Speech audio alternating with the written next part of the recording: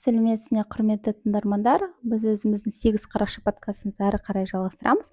Бүгінгі қонақта Парасат дебат клубының жас буыны Ыбырай мырза. Ыбырай мырза, көңіл-күйіңіз қалай? Бармысыз, көңіл-күй деген өте жақсы деп айта аламын бүгінгі күн бойынша, себебі бүгінгі күн менің өмірімдегі ең бір маңызды күн болғандықтан настроение әрине тамаша, бірақ шамалы шаршаңқы болып тұрмыз. Ыбырай мырза, бүгін сіз туралы бірінші сұрақтар қояйық. Бірнеше сұрақ, өйткені біздің тыңдармандар сізбен танысу мақсатында. Бірінші сұрақ, сіз дебатқа қалай келдіңіз? Жалпы дебатқа келу жолыңыз туралы қысқаша ғана айтып кетсеңіз. Өте жақсы сұрақ. Дебатқа келу жолым ең бірінші мектеп кезінен басталған. Ең бірінші мені Жазира деген апайым, яғни мектеп лигасында апай форматында дебат ойнатуға әкелді. Сол кезден бастап мен түсіндім, дебат деген маған белгілі бір тұрғыда жақын, әлі ұнайтын бір заттардың бірі деп, содан кейін универге келгеннен кейін, яғни мені қазіргі біздің вице-президент Қарагөз ханым осы Парасат дебат клубына шақырды, яғни өз клубына шақырып, яғни бізде андай перваштармен кездесу деген мейрамға яғни шақырды. Сол Қарагөздің арқасында, яғни сол мектеп кезіндегі Жазира апай, Нұргүл апайдың арқасында мен қазір уақытта дебатта жүрдім деп айта аламын. Мынандай сұрақ, дебатта практически бір жылсыз. Осы жерде сіз қандай қиындықтармен кездестіңіз? Жалпы дебатта, қазіргі дебатта қандай қиындықтар бар, сіздің ойыңызша? Көптеген бір жылдың арасында көптеген қиындықтарға кездестім деп айта аламын. Біріншіден ол әрине ең бірінші ол дебатқа бірінші келген кезде дебаттың ережесін түсіну, яғни дебат не екенін түсіну, дебаттың құндылықтарын түсіну. Өйткені сен бірінші рет көріп тұрсың, бірінші рет ойнап тұрсың дегенде сенде белгілі бір тұрғыда паника болады. Бірақ та бұл қиындықтарды болашақта сіз жеңе аласыз деген нық сенімді айта аламын. Екіншіден бізде турнирде болатын, яғни турнирлерде республиканский, областной болсын, қалалық болсын, кейбір жерде әділетсіздіктер болады, төрешілерден келетін әділетсіздіктер, белгілі бір клубтар арасындағы саясат дегенде, яғни сен финалда мықты болып тұрсаң да саясаттың кесірінен сен яғни заслуженный деген победадан айырылып қаласың дегендей қиыншылықтар болады. Қиыншылықтар болады жақында болғанда, яғни сен клуб ішіндегі адамдармен яғни шамалы қырылысып қаласың, оларда белгілі бір обидаң болады. Яғни адамдар бір-бірімен араласқанда әрине олардың арасында белгілі бір обидалар болады, жаңағындай қырылысу дегендей, сөз таластыру дегендей кездер болады, дебаттан тыс. Ол да белгілі бір қиыншылыққа жатады. Бірақ та бұл қиыншылықтардың болуы заңдылық деп ойлаймын. Өйткені бұл қиыншылықтар болмаса, біздегі қазір ойнап жатқан дебатымыздың ешқандай мәні болмас еді. Осы дебатта қиындықтармен қатар қызықты моменттер болады, бір сәттер болады, есте сақталып қалған. Сізде ең есте сақталған сәт және неге ол сізге осындай эмоциялармен есте сақталды, сол туралы айтып кетсеңіз. Ең есте сақталған сәтті мен біреуін бөліп айта алмаймын, бірақ та тырысып көрейін. Ең бірінші, ең яркий моменттердің бірі, ол, конечно, яғни біздің дебатқа бірінші күн келгеніміз, жаңа айтып кеткендей, дебат шоу дейді, жастарды шақырған кездегі бізде осы дебат клубтың яғни мүшелері жасаған концерт өте есте қалған концерттің бірі. Біріншіден неге? Себебі бұл концерт арқылы біз дебат бізге не береді деген сұраққа жауап берді. Яғни дебат бізге не береді? Бірінші ол достық береді, яғни достық қарым-қатынас, араласу, адамдармен араласу. Екіншіден сол адамдармен араласу арқылы сен жан-жақты дами аласың, яғни білім жағынан болсын, қарым-қатынас жағынан болсын, моральды тұрғыдан, физикалық тұрғыдан сен дами аласың. Үшіншіден сол концертте көргеніміз, байқағанымыз, яғни Парасат дебат клубының ішінде бейбітшілік деген өте зор тұрғыда бар деп айта аламын. Яғни бірлік деген өте зор тұрғыда бар. Өйткені сол концерттің арқасында біз адамдардың яғни бір-бірімен түсінушілігі, яғни олар бірлігінің мықты екенін көре алдық. Концерт өте сондай жақсы, зор болған арқасында, яғни зор болған арқасында біз үлкен, яғни жарқын эмоциялар сезіндік. Настолько біз сезінгеніміз соншалықты қазір уақытта мен әлі де оның есімде, барлық сәттер есімде. Тағы да айта кетерлік эмоция беретін сәттер, яғни белгілі бір турнир болсын, өзіміздің республика турнир істегенімізде барлығы біткеннен кейінгі өзіміз шай ішеміз дегендей сәттер ғой. Яғни белгілі бір турнир біткенімізде барлығы өзіміз отырып әңгіме соғамыз, яғни турнирдің болғаны туралы әңгіме айтамыз. Сол кездер былай қарасаң жай ғана моменттер, кішігірім, иә, бірақ та есте сақталып қалады. Өйткені сол кездерде сен шын достық махаббатты сезіне аласың. Осындай сәттерді мен айтып өте аламын. Сіздің ойыңызша осы дебатта қандай өзгерістер жасау керек, немесе осы дүниелер немесе жағдайлар өзгерген кезде дебат жақсырақ дамитын еді деген осы бойынша мысалдар немесе ойларыңыз бар болса айтып кетсеңіз. Иә, әрине, барлығымыз білетін әлемде мінсіз ештеме жоқ.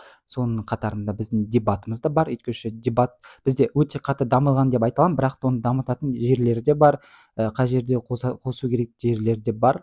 Мысалға айта кетсек, біріншіден мысалы біздің өзіміздің клубымыздың проблемасын айта кетейік. Яғни бізде бөлінушілік деген болады, яғни адамдар бір-бірін бөледі. Ол белгілі бір проблема тұрғыда, бірақ та шешілетін проблема. Яғни сол проблема шешсе біздің дебат клубымыз дами береді деген нық сеніммен айта аламын. Екіншіден бізде, яғни біз тек қана қазақ лигасын ғана дамыта бермей, көбінесе рус лигаға да көбірек мән беру керек деп айтқым келеді. Себебі, иә, келісемін, қазақ тілі бізде әрдайым приоритетте болу қажет, бірақ та біздің парасат лигадағы, яғни парасат клубындағы рус лигаға біз көбірек мән берсек, яғни ол дамыса, әрине біздің парасат дамиды. Парасат дамыса, каз лигасы да ары қарай дами береді деген нық сеніммен айта аламын. Иә, сондықтан бұл екінші предложение, ол рус лигасын дамыту. Үшіншіден, менің ойымша, мектеп лигасы туралы айта кетсек, мектеп лигасында да қазір уақытта мектеп лигасында балаларды көп үлкен жетістіктерге жетіп жатыр деп айта аламын. Бірақ та сол белгілі бір студенттер мен жаңағы мектеп лигасындағы оқушылар, мектеп оқушыларының арасында интеграцияны біз жоғары қылдырсақ, яғни оларды интеграцияны үлкенірек қылдырсақ, біздің дебатымыз дамиды деп айта аламын. Жақсы, Ыбырай мырза, сіз туралы тағы екі сұрақ, содан кейін басқа тақырыпты көбірек талқыласақ. Екі қызықты бір сұрақ қояйын. Егер де сізді бірден бастап 10-ға дейін бағалау керек болатын болса, сіз өзіңізді қаншалықты бағалайсыз? Бірақ бағалау сіздің біліміңіз немесе сіздің қазіргі дебаттағы қабілеттеріңіз бойынша емес, жалпы сіздің өте орысша айтқанда странный человек дейді ғой, сондай адам ретінде бағаласақ, бір басқаларға ұқсамайтын, кішкене қуып кететін жақтары болуы мүмкін ба, сондай бір қызықты бір адамсыз ба, соны бағалап жіберсек. Иә, әрине, көптеген адамдардан мен естіген, менің белгілі бір қызықты, странный белгілі бір качестволар бар деп айтқан. Оның бірі, мысалы, менің андай пофигизм дейді ғой, яғни мен әр нәрсеге, көп нәрсеге мен мейлі деп қарай берем. Біреу мені ана жақта оскорблять етсін, немесе менің намаз ететін сөздер айтсын дегендей, бірақ ол маған маңызды болмағандықтан мен пофигистпін, яғни оларға жай қарасам, мейлі ештеме етпес дегендей. Немесе турнирлерден, мысалы, турнир там сборлардан рангтарды өте төмен алып, мен ойыным жаман болса да, яғни мен оған көп мән бере қоймаймын, басқа қатысушыларға қарағанда деймін. Бұл менің белгілі бір ерекшелігім деп те айта аламын. Тағы айта кететін жайт, иә, тағы бір айтатын жайт, мен сырт көзге, яғни танымайтын адамға мен басқаша, мені жақын таныған адамға басқаша көрінеді екенмін. Яғни көбісі айтады, мені бірінші көргенде мен белгілі бір тұрғыда андай эгоист адамға ұқсаймын, өзімшіл адамға ұқсаймын. Яғни көптеген адамдардан, барлық адамдан андай вниманиені требовать ететін адамға ұқсайды екенмін. Наглый адамға ұқсайды екенмін, наглый жақтан өзім келсем, бірақ та көптеген адамдар мені ішінен таныған кезде өздерінің ойлары түбегейлі өзгереді деп айтып жатыр. Яғни мен жақын таныған кезде олардың ойлағаны мүлдем өзгереді. Яғни мен қарапайым адам екенімді, яғни мен өзімшіл емес екенімді, эгоист емес екенімді, яғни мен басқа адамдарды да ойлайтынымды түсіне бастайды. Сондықтан да көбісі мені дәл осы қасиетті менің өзгешелігім деп айтады. Сондықтан да белгілі бір өзгешелік категориясында мен 10-нан бір 8-ді немесе 7-ні қояр едім. Сіздің онша емес бір қабілетіңіз немесе сіздің өмірде жасай алмайтын бір іс-әрекеттеріңіз болса, сол туралы айтыңызшы. Сізге не қиын соғады? Мысал ретінде кейбір адамдарға өте қиын болады біреумен коммуникация орнату. простой мысал. Сіздің жағдайыңызда осындай мысалдармен түсіндіріп кетсеңіз. Әрине менің де жақсы жақтарым болғанымен жаман жақтарым да болады. Менің бір жаман қасиетім, мен өте көп әрине тез сөйлейтінмін кесірінен біреуді ойланбай тұрып біреудің көңіліне тиіп қалуым мүмкін сөйлеп, яғни ренжітіп алуым мүмкін. Соның кесірінен белгілі бір последствиялар болады, импакттар болады дегендей, жаман импакттар болады. Мен бұл жаман қасиетмен өмір бойы күресіп келемін, күресудемін. Бірақ та кейбір кездерде болып тұрады. Істей алмайтын дегенде, мысалы, мен адамды қаншалықты жеп көріп тұрсам да, қаншалықты ұнатпасам да, мен ол адамның істеген маған деген жамандығын өзіне қайтарып бере алмаймын. Мысалы, белгілі бір ойында адам мен личностьма кіріп, яғни мені оскорблять етсе де, боқтаса да, там жаңылықсыз нәрсе айтса да, мен оған ответка айта алмаймын. Өйткені мен өзім сондай адаммын, что адам маған жамандық істесе де, мен сол жамандық істеген адамның деңгейіне түсе алмаймын. Ең бір дебатөрға, білмеймін, может керек емес қасиет, мен сөйлескен кезде адамды сөзін бөле алмаймын ешқашан.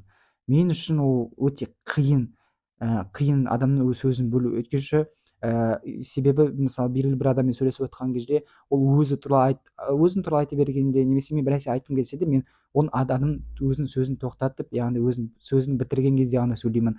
Оның сөзін бөлуге өте қиын болады маған. Бұл былай жақсы қасиет те шығар, бірақ бұның белгілі бір жаман импакттары да маған тигізіліп жатыр қазіргі уақытта. Тағы не айтуға болады? В принципе, жаман қасиеттер де бар шығар тағы да, бірақ та қазір ұмыттым шамалы. Көбірек қызықты бір тақырыпты қарастырып шығайықшы. Бүгін таңда өте актуалды, мен ойлаймын, әлеуметтік желілер. Тіпті қазір біздің подкастын жазылу масс-медианы дамытуға бағытталған, иә. Енді осы жерде осындай сұрақ: қаншалықты адамдар әлеуметтік желіде отыру қажет, және одан келетін пайдалар көбірек па, әлде зияндар көбірек па? Қаншалықты отыру қажет дегенде, бұл жақта біз акцентті қаншалықты отыру қажет деген сұрақ қоймау керек. Ол социальный сетте адам не істейді деген сұраққа біз акцентті қояйық.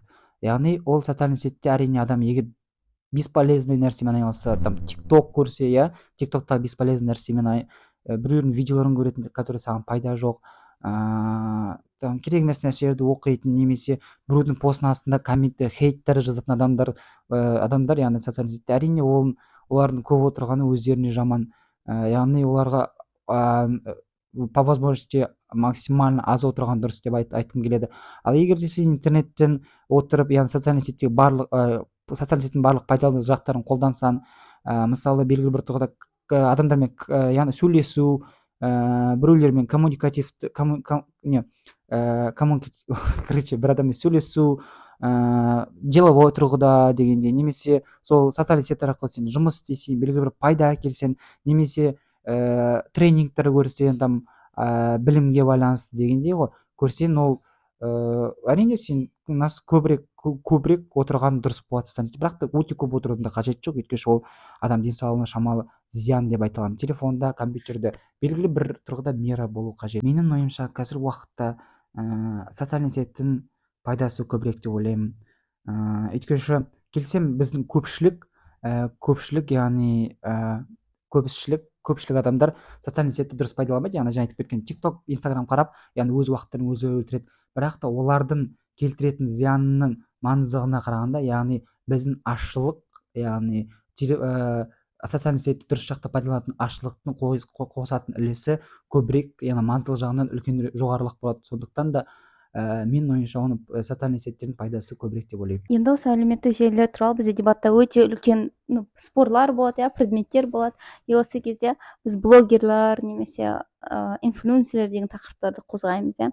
Енді сұрақ: осы адамдардың қаншалықты олар қоғамға әсер етіп жатыр, иә, және олар қоғамға әсер етіп жатқан кезде бізде қандай қауіптер болуы мүмкін, немесе қандай пайдалары болуы мүмкін сіздің ойыңызша? Осы тақырыптар қазіргі таңда дебатта соцкода қарастырылып жатыр ғой, иә.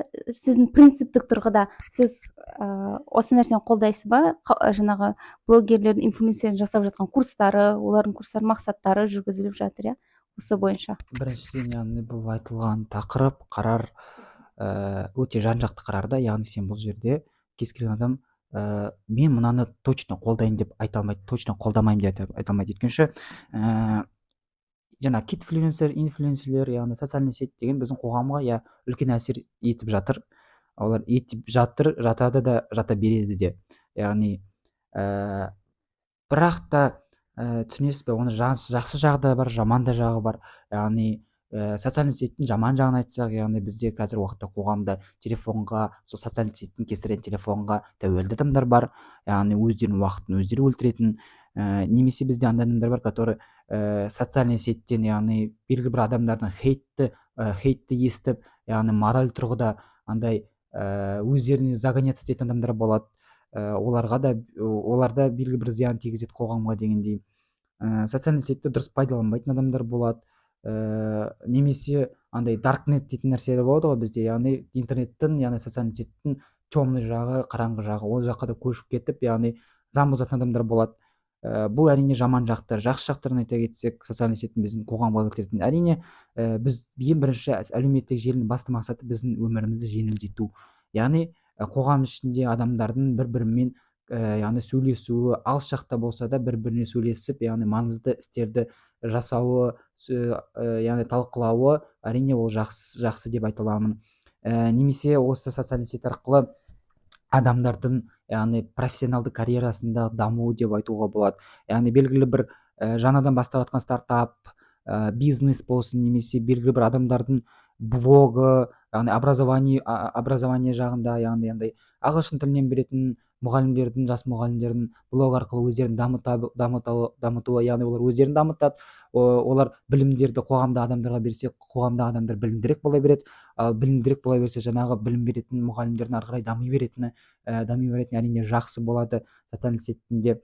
Яғни қоғамға оның жаман жақтары да бар, жақсы жақтары да бола береді. Сондықтан да бұл жақты мен бір жақты таңдаймын деп те айта алмаймын. Ыбырай мырза, сізді дебатта қалай есте сақтағанын, немесе сіздің дебаттағы орныңызды қандай болғанын сіз қалайсыз? Мысал ретінде дебатта әртүрлі бар деп айтсақ болады, якобы ұйымдастырушы, гидство бар и так далее, и басқа да түрлер бар, скорее всего, әлі де болатын.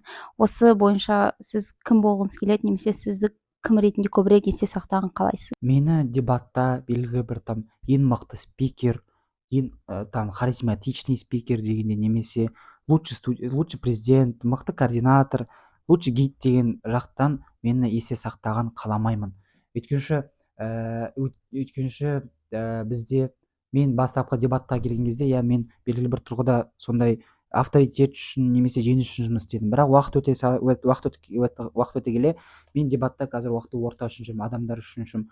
Яғни сен уақыт өте сенің яғни жаңағы авторитет, яғни популярность дегендерге сенің құндылықтарың уже азая бастайды.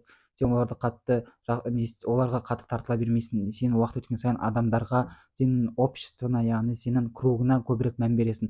Сондықтан да мені дебатта лучший спикер ретінде емес, мені жай ғана жақсы адам ретінде, яғни жақсы дос ретінде, әрдайым көмекке келетін дос ретінде, әрдайым түсінетін, әрдайым тыңдай білетін адам ретінде есте сақтаған қалаймын.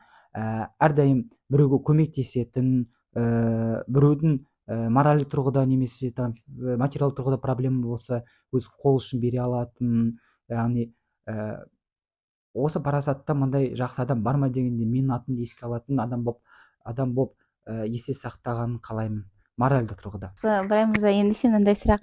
Сіз буквально кеше ғана Көкшетау қаласында Шоқан қап 2 республикалық дебат турнирінде бірінші орын алып чемпион атандыңыз. И осы фактор уже көрсете бастайды сізді мықты дебатер ретінде. Мойындауымыз керек, біз уже сізге деген көзқарастар басқа клубтар тарапынан басқаша бола бастайды. И осы кезде менде мындай сұрақ туындайды да, тіпті сіз жаңа жеткіңіз келген құндылықтар, жақсы адам болу, немесе моральдық тұрғыдан көмек көрсете алатын болу деген секілді. Бірақ дебатта ол нәрселер қаншалықты сақталады? Өйткені сіздер көбірек бәсекелестіктер тудырасыз, сіздерде бәрібір де білмеймін, осындай жетістіктер болған кезде адамдар сізді көбірек білмеймін, мықты дебатер ретінде көбірек есте сақтап, немесе сондай бір орындарды береді деп мен өзім солай ойлаймын. Сіздің ойыңыз осы бойынша?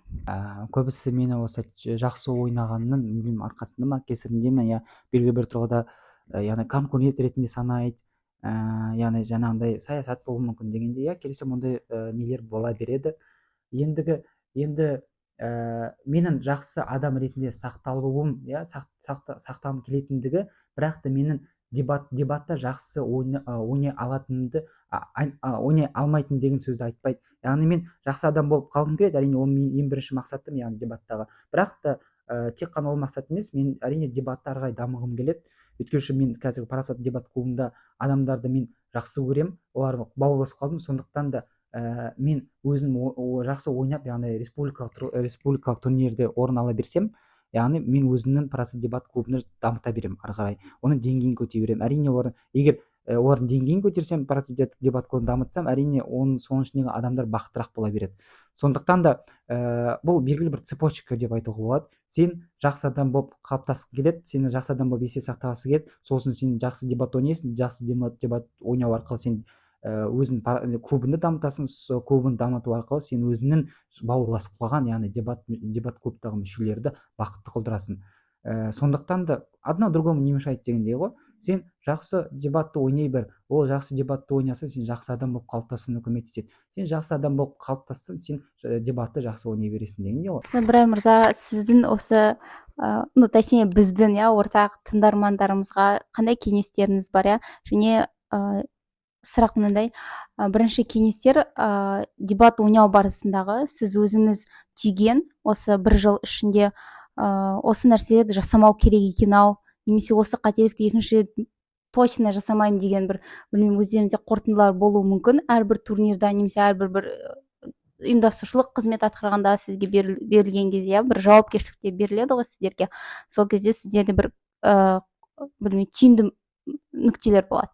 Осы туралы біздің тыңдармандармен бөліссеңіз өзіңіз тәжірибеңізден, және осы кезде сен осы нәрсені көбірек жасама, себебі осындай нәрселер болуы мүмкін деген секілді өзіңіздің тәжірибеңізбен бөліссеңіз. Өзімнің тәжірибем бойынша ең бірінші ереже әрбір дебатер үшін: сен ешқашан кубоктарды, жетістіктерді адами құндылықтарын жоғары қойма.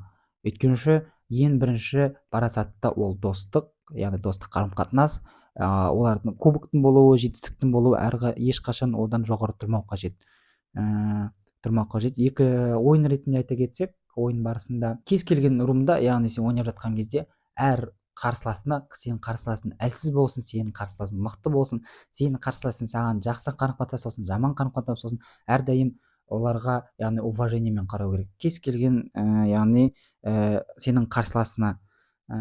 Содан кейін бұл мындай қызықты факт: көптеген дебатерлар оларға жабушы оппозиция деген позиция түскен кезде ойынға мүлдем дайындалмайды.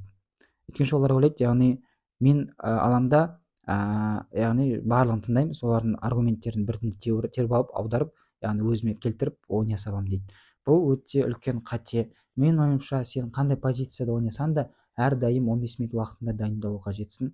Басында мен де солай істегем, жабушы оппозицияда мүлдем дайындаламаған, бұл менің белгілі бір қателігім деп те айта аламын. Сондықтан да жабушы оппозиция түссе, әрдайым дайындал. Тағы да бір айта кететін нәрсе, фидбек туралы. Егер сен төрешінің яғни шешімімен келіспесең, одан фидбек сұра, сен құқығың бар. Бірақ та ол фидбек бергеннен кейін ары қарай қырылудың, яғни белгілі бір конфликттің істеуін шулаудың қажеті жоқ. Одан сен тек қана өзіңнің, яғни дәрежеңді түсіресің, басқа ештеңе ұтпайсың. Оның төрешінің, яғни шешімі өзгермейді. Сен 4-ші ранг алсаң, 1-ші рангқа сен лақтырып жібермейді. Сондықтан да оның ешқандай мәні жоқ. Сен тек қана өзіңнің дәрежеңді ғана түсіресің. Сондықтан да тек қана фидбекті тыңда. Фидбексіз сен келіспесең, отвод бер де бара бер. Болды. Басқа ештеңе істеудің қажеті жоқ турнирде. Содан кейін тағы сен республикалық болсын, турнирі болсын, турнирге келген кезде сен турнирдің атмосферасына кіруге тырыс, әрдайым кіруге тырыс. Өйткені турнирдің басты мақсаты не? Белгілі бір адамдарға там кубок беру, там біреу ақша ұту емес.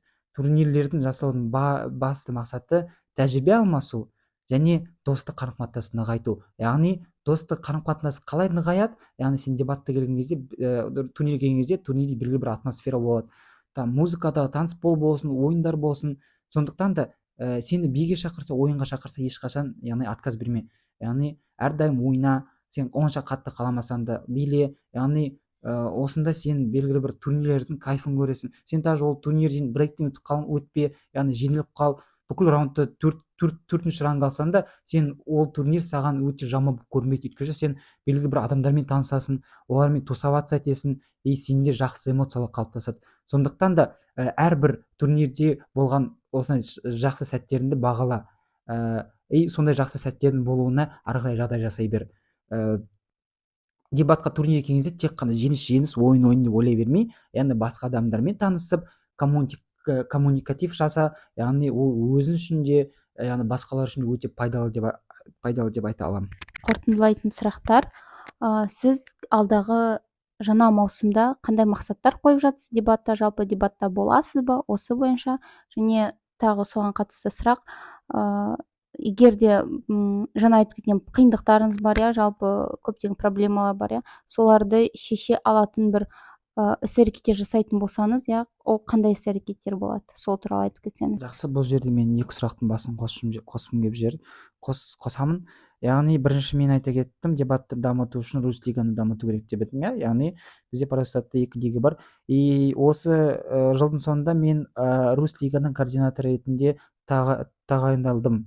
Сондықтан да осы келер яғни сезонда, яғни мен көбінесе акцентті сол рус лиганың дамытуына, яғни дамуына бөлемін, акцентті беремін. Яғни рус лигадағы балаларды көбірек ойнатып, турнирлерге қатысып, республикалық турнирлерге қатыстыруға тырысамын. Олар мейлі жүлде алмасын, дұрыстап ойнамасын, шайсың, бірақ олар белгілі бір тұрғыда тәжірибе жинайды, және айта кеткен тәжірибе жинайды, атмосфераға кіреді, яғни жаңа таныстықтар болады, яғни олар осылар арқылы ары қарай дами береді. Тағы да келесі жылдағы жоспарым, әрине мен ЖФ-ті алдым, ендігі маған керек әрине негізгі алаң Қаз лигасында. Яғни мен қасымдағы спикерім Индира, екеуміз Ақтөбе Көктөбе болып, келесі жылда негізгі алаңды алуға тырысамын. Бірақ та мен былай айтқам, тек қана мен Индирамен ойнайын деген сөз емес. Келесі жылда мен тағы да басқа адамдармен ойнауға жоспарлағам, келіскен бір адаммен, даже Шыңғыс мырзамен келіскем келесі жылда, яғни ойнауға. Өйткені біз осы жылда да ойнағымыз келді, бірақ та бізде белгісіз тұрғыда бұл болмай қалды. Бірақ бұл проблема емес, келесі жылда ойнаймыз деген үміттемін. Әрине, үшіншіден, әрине келесі жылы осы жылға қарағанда көбірек еңбек ету, көбірек пайдамды тигізу Парасатқа деген. Яғни республикалық турнирлар болсын, областной турнирлер болсын, олардың ұйымдастырушылығымен, яғни көбірек көмектесу, өз үлесімді қосу, координатор ретінде міндетімді сапалы жасау дегендей, сапалы атқару дегендей, яғни турнирлерден қолым келгенше, яғни жүлделі орын алып, Парасаттың даңқын одан сайын жоғарылатуға тырысамын. Осындай жоспарлар бар. Тағы да болашақта жоспарлар пайда болады деген нақ сеніммен айта аламын. Рахмет Ыбырай мырза сұхбат үшін. Және сұхбат соңында осы 8 қараша подкастына қандай кеңес бере аласыз, немесе қандай ұсыныстарыңыз бар, ары қарай жақсырақ жұмыс жасау үшін, немесе неге осы 8 қараша подкастына адамдар қатысуға? Мысалы, сіз негізі сұрайыншы, біздің подкастты тыңдайсыз ба? Бірінші осыдан басайық, және тыңдасаңыз бізге қандай ұсыныстарыңыз бар, осы бойынша айтып кетсеңіз. Мен шыншыл болайын, мен онша қатты тыңдай қоймаймын. Тыңдаған 1-2 подкастым бар, бірақ та толығымен тыңдадым деп айта алмаймын. Себебі мен былай айтайын, дебатқа бір бағасымен кіріп кеткен адам емеспін. Яғни мен белгілі бір тұрғыда менің шектеуім бар, яғни мерамен мен дебатқа кірдім, яғни басқа да мен жұмыстарым бар дегендей. Сондықтан да подкастты онша көп тыңдай қоймаймын. Қандай ұсыныс айта аламын? Біріншіден, біздің аудитория тек қана қазақ тілі емес, 2 тілдік, 3 тілдік аудитория мүмкін. Сондықтан да келесіде орыс тілінде алыңыздар деген бір ұсыныс айта аламын. Может, ол да бір жақсы жағынан көмектесіп қалар дегендей. Тек қана дебатерлерден алмаңыздар осы нені, подкастты, басқа да белгілі бір тұлғалардан алыңыздар, дебаттан тыс дегендей. Тот же, не знаю, жайдарманшылардан немесе Диана Болатовнадан может подкаст беріп қалар дегендей, немесе аламиктардан, который бізде бітіріп кетті уже, немесе жай ғана өзінің достарынан, ата аналарынан, қызықты персонаждардан, в общем алғанда. Үшіншіден әрине мектеп лигасындағы балалардан алсаңыздар болады. Оларда да белгілі бір тұрғыда тәжірибелері бар дебатта. Олардың өмірі қызықты болады деп айта аламын, өйткені олардың айта алатын заттары өте көп деген ойдамын. Былай өзіме 8 қарашы деген подкаст, яғни осы канал, осы жоба өзіме жақсы қатты ұнайды деп айта аламын. Өйткені бұл жоба арқылы біз өзіміздің жинаған тәжірибемізді, яғни басқаларға біз бөлісе аламыз, өзіміздің ойымызбен, яғни өзіміздің қызықты ойларымызбен бөлісе аламыз. Басқа үшін біздің ойларымыз қызық болады. Бұл подкастта, енді айта кетейін, бұл подкастта егер сіз өзіңіз қатыссаңыз, сізге қандай тұрғыда пайда келеді деген айтайын, яғни сіз бұл жақта бізде бұл подкастта Шыңғыс пен Аягөз деген белгілі бір тұлғалар жүргізгендіктен сізде әрине дебат әлеміндегі белгілі бір тұрғыда адамдар тани бастайды. Өйткені Шыңғыс пен Аягөз деген адамдар дебат өмірінде, дебат әлемінде ең бір ерекше тұлғалардың бірі деп айта аламын. Яғни белгілі бір популярностьпен қолданатын адамдардың бірі деп айта аламын. Яғни осы подкастқа қатысып, осы подкастты тыңдау арқылы сіз басқалардың яғни более опытный дебатерлардың тәжірибесін өзіңізге сіңіре аласыз, олардың білімін сіңіре аласыз. Яғни тек қана білім емес, тәжірибе емес, осы дебат әлемінің қызықты сәттерінде белгілі бір өзіңізге елестете аласыз. Яғни белгілі бір тұлғалар, яғни дебатта более опытный адамдардың, яғни республикаға барған кезде белгілі бір жақсы эмоциялар бар, жақсы кездер болады. Соларды тыңдау арқылы сіз дебатқа деген өзіңіздің көзқарасыңыз одан сайын ұлғаяды, яғни жақсы жақта ұлғаяды деп айта аламын. Рахмет сұхбат үшін. Осымен құрметті тыңдармандар, сұхбатымыз аяқталды. Келесі подкастта асыға күтесіздер деген сенімде.